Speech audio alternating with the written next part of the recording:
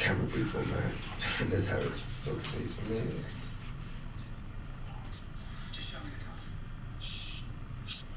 Every time I see this film, man, it's crack up, man.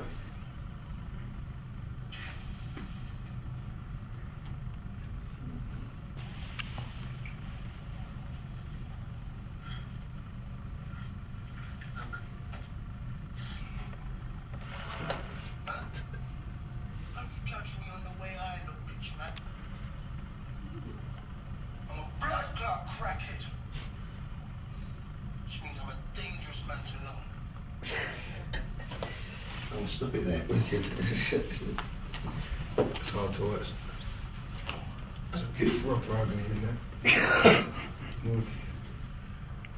Yeah, I mean, this film, I think, yeah, no doubt, to date, it's the hardest film I've had to do, I think.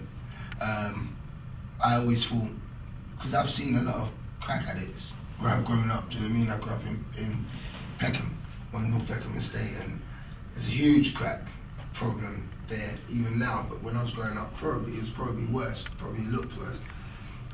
So I mean, I wouldn't say I'd interacted with people that were addicted to that sort of drug or whatever, but I'd seen it on a daily basis. I'd seen how they walked, I'd seen how they would talk to other people or approach people or beg for money or do whatever. So I had a good idea, but I mean, it's one of those roles that you think probably, most actors will probably think, I can go into this walk in the park. I mean, my first problem was kind of getting the director to believe that I could pull it off. It's Gary Love, he's a good friend of mine now, but in the beginning, I mean, we didn't get along at all because he didn't feel that I could pull off the part. His thing was, you look too good, Ash. And how can you do it, and how you're not fizzing enough, and you're not, it's not there. And in order for me to kind of, not shut him up, but I will say shut him up. Love you, Gary. But I had to put myself in a crack den with a crack addict and a heroin addict for literally like near enough 3 months, or day after day after day, just chilling with them and watching what they did and whatever, to kind of, I mean, to prove to everyone that I was willing to go to those lengths, you know what I mean, to be in the film, because I realised how much, if I could pull off the part, how good it would be for people to see me in that light, even though I look so terrible, I'm in a bad way. Sometimes I think, I mean, you can ask for something as much as you want. You can ask for people to take you seriously as an actor, and you can ask for this and ask for that, but sometimes you just have to prove to people that, you know what I mean, that they can think of you in that way. You have to, sometimes you have to lead people to where you want them to be, you know. So that was a really hard film, and I basically did method acting for that movie.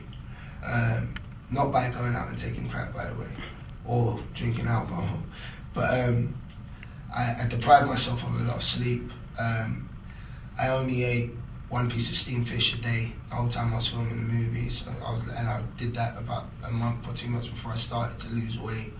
I left my family home and went to live in a flat that I'd just bought before, and I had no furniture or whatever. So I was practically living like homeless or poor, do you know what I mean, as poor as I could. I was out doing some research and I saw a guy in Brixton that was homeless, wasn't necessarily a crack addict, but he had a limp. I just took it, I wanted a limp for my character, so I took it.